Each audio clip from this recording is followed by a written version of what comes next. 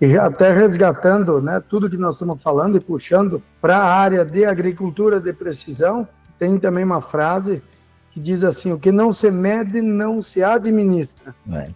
Então, é uma forma muito básica de trabalhar, de tentar enxergar a variabilidade, medir os processos, os fatores que estão interferindo na produção, para você conseguir intervir cada um no seu espaço e na sua, dosar isso em quantidade, para você chegar num equilíbrio e num meio termo. Como eu falei lá com o Flávio, a gente estava até discutindo o nome, né? Fazer um feijão com arroz temperado e tá bom, né? Não precisa reinventar a roda, tem que fazer o básico bem feito.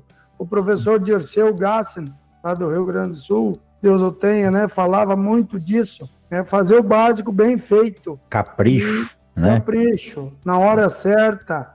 Então é isso aí que a gente busca. Ô Cláudio, vou te dar um dado aqui, não sei se você já viu ou não, e esse ano a gente continua fazendo e recebi de algumas outras empresas e consultores que estão replicando esse trabalho que a gente fez a primeira vez na safra passada, que foi uma safra de El Niño, para você ver o quanto a importância de um plantio caprichado, né, com calma e paciência, pode influenciar na sua produtividade. Nós aqui do GP Seeds, do Grupo de Pesquisa em Sementes da UFMT de Sinop, montamos um ensaio numa área comercial para avaliar o efeito da expressão do vigor na emergência da plântula na produtividade. O que nós fizemos? Nós demarcamos as plântulas no dia da emergência. Então, o agricultor, aqui a área do Anderson Dalmolin, da família dele, ele plantou a soja e avisou: Coimbra, está plantada hoje. Nós passamos a ir na área até essa soja começar a emergir.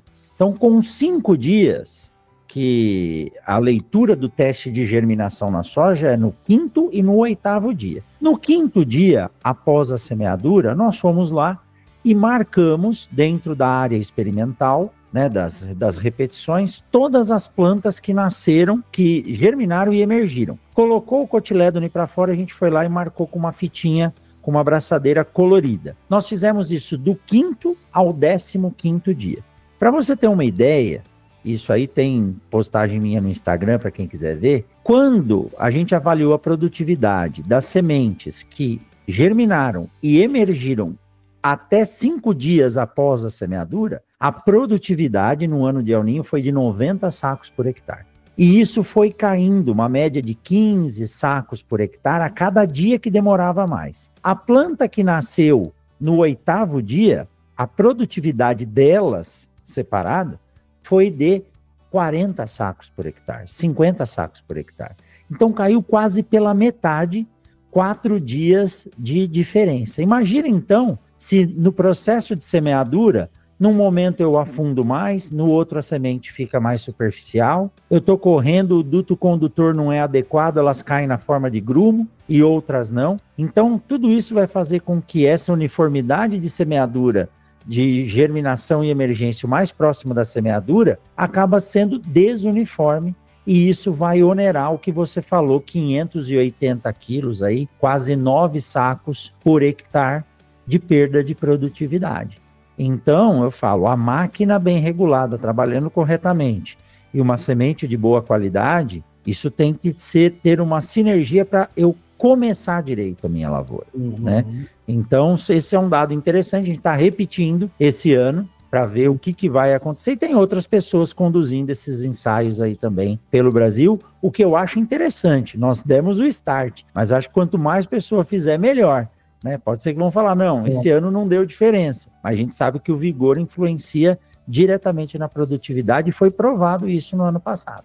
No campo já está bastante claro o nosso problema que está se criando em função, né, com resistência de planta daninha e herbicidas.